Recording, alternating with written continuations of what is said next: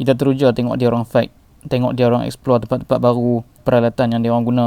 Lagi panas, kita terbakar, tengok dia asyik strike seolah-olah tak pernah kumpau setiap trip dia babi. Lalu kita tekan like dan komen, terbaik padu master, current idola. Teruskan buat konten-konten macam ni. Semua ada. Semua kerana dia adalah artis fishing kita. Lalu kita ambil rod kita, lure, buang semua. Kita pergi gerak, pergi mancing dekat spot yang dia pergi. Tapi hampa, kumpau. Lalu bermacam-macam bermain di fikiran. Kenapalah realiti tak seindah video? Aku tak guna lure sama macam dia kot. Aku tak guna barang mahal sama macam dia kot. Aku tak guna equipment yang kemah. Aku tak terror mancing macam dia. Akhirnya kita spend banyak masa dan duit beli aksesori yang kita agak-agak terbaik, agak-agak the best, agak-agak killer. Sebab yang tu kawan kita pakai, sebab yang tu yang YouTuber tu pakai dan sebagainya. Lalu kita pun pergilah ke kedai beli pancing setup yang sama macam dia. 2-3 biji gewang yang sama macam dia, yang sama macam dia guna dalam video tu, sama macam dia strike.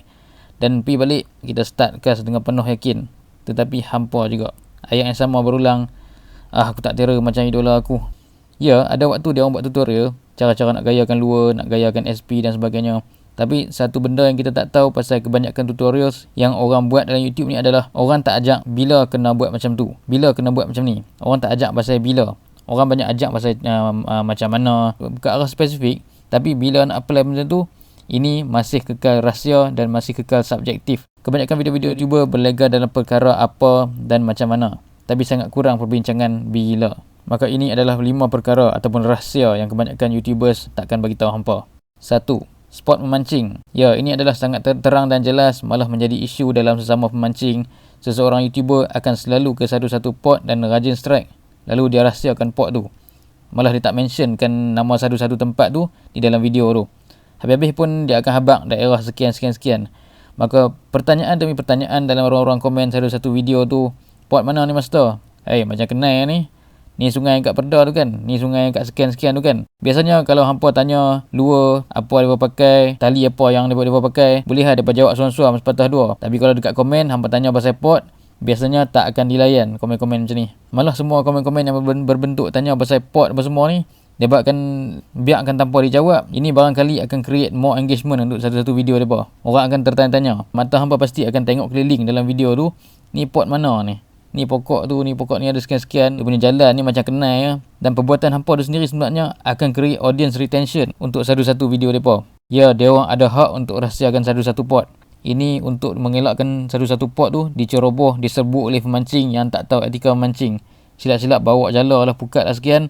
Dan akhirnya pot tu dicemari. Ikan-ikan situ akan makin cuak dan dia akan kumpau dan tak boleh buat video lagi. Pun begitu, kalau ada orang yang dah sedia tahu satu-satu pot tu, dia pun tak kisah sangat pun. Yang membawa kepada sebab yang kedua, iaitu waktu turun memancing. Okeylah, hampa dapat pecah rahsia pot tu kat mana, hampa dapat crack satu-satu landmark, satu-satu gambaran dalam pot tu. Lagi-lagi hampa dapat sampai juga pot tu dekat mana. So hampa boleh lapi 3 hari, duduk 3 hari berturut-turut ataupun pasang kemah tidur kat situ apa semua. Kalau pun begitu, kalau tak kena waktu dan hari, boleh kumpau berdarah. Dan itulah YouTubers ni tak pernah bagi tahu, baik di intro video ataupun mana-mana part dalam video tu.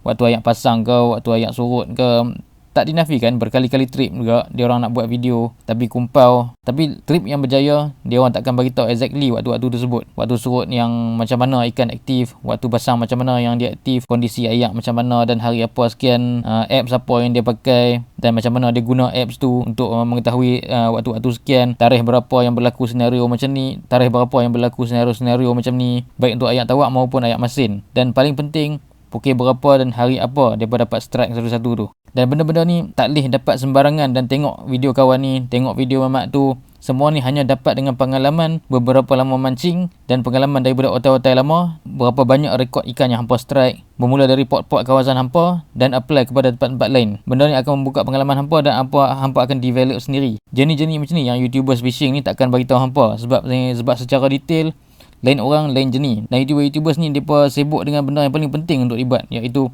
fish on up video.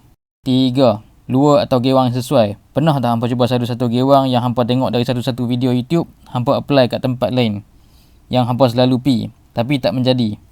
Ini apabila seorang YouTuber akan promote sesebuah lure ataupun sesebuah gewang sebagai gewang yang laku untuk haruan, gewang yang killer untuk satu-satu ikan, atau dia akan promote satu lure untuk ikan-ikan tertentu. Maka followers yang terinfluence dengan kekileran sebuah lure ni Seolah jadi stigma. Lure ni khusus untuk ikan ni, lure ni terbaik untuk ikan ni, sampai jadi buah mulut sesama-sama Inggeris.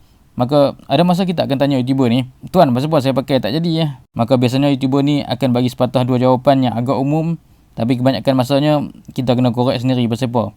Akhirnya kita akan main rasa yang tadi saya cakap, oh aku tak pro macam idola lah pelbagai. Tapi bila kita duk ikut akan perasan sebenarnya bukan semua tempat dia akan guna lure tu. Itu tak termasuk benda-benda seperti gabungan leader ke snap ke lure dan sebagainya. YouTuber takkan ada masa untuk explain benda-benda macam tu yang membuatkan follower akhirnya buat andaian sendiri. Keempat, tempoh memancing. Satu-satu trip biasanya kita akan spend dalam 4 hingga 5 jam atau paling pendek setengah jam hingga paling-paling pun 2 jam. Begitu juga realitinya YouTuber-YouTuber ni. Mereka akan spend selama mungkin untuk mencari strike demi untuk sesebuah konten, dan rakaman akan dipecahkan ke beberapa video untuk upload di minggu-minggu akan datang ataupun bulan-bulan yang akan datang. Dan di sini triknya. Sebuah trip rakaman yang panjang disuting menjadi 6 hingga 10 minit paling-paling pun ataupun lebih. Itu pun bahagian yang hampir-hampir nak strike saja. Lalu ia mencipta ilusi kepada penonton-penonton bahawa terror dia ni mengai. Pisak je dapat ikan dah. Senang sungguh tengok dia mengai. Nampak mudah sungguh. Tapi bila kita turun betul, kenapalah realiti tak seindah video. Okey, biar saya clear.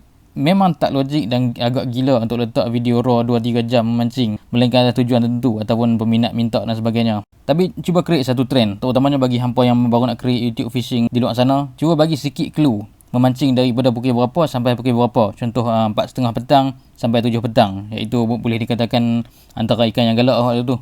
Sekurang-kurangnya penonton atau pengikut boleh belajar sesuatu dengan agak-agak ikan strike waktu sekian-sekian di antara dua waktu ni.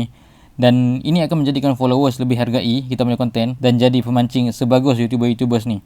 Parut Afghanistan ada bagi satu tips yang sangat bagus ni. Jangan risau sangat dengan kumpau. Blind cast. Masuk blind cast tu lempar je.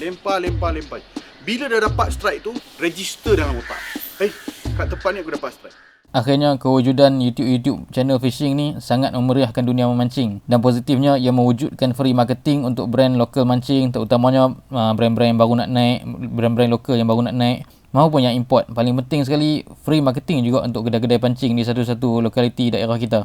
YouTuber sepatutnya menjadi ejen untuk educate sukan memancing dan juga komuniti memancing ke arah lebih berfikir daripada sekadar nak mancing dan boleh strike ikan. Dan juga YouTuber ni bukan takat jadi duta-duta atau para-para peracun untuk guna produk ni, yang akhirnya pemancing-mancing ni end up jadi pengguna saja. Dan ada beberapa YouTubers yang konten mereka memang berkualiti, macam beberapa YouTubers yang saya follow. Boleh kata komuniti pemancing memang terhutang budi kepada beberapa YouTubers ni. Setiap pemancing di luar yang saya jumpa, bila bersembang pasal tips-tips peralatan, pasti akan quote seorang dua YouTuber ni. Hanya dengan tengok 2-3 video dia saja pun kita dah boleh belajar banyak pasal peralatan. Kepada YouTubers fishing, hampa adalah influencer dalam dunia mancing, orang yang pengaruh orang dalam dunia mancing. Anglers di luar sana terpengaruh dengan perbuatan hampa, dari apa yang hampa pakai kepada apa yang hampa buat dalam mancing. Hampa set the trend kepada dunia mancing, juga trend kepada lambatkan channel video mancing yang rata-ratanya sama aja niche dan style dia. Hampa lah juga rujukan utama kepada Anglers di luar sana. So terpulanglah kepada kita, sama ada hendak jadikan sukan memancing dalam negara ini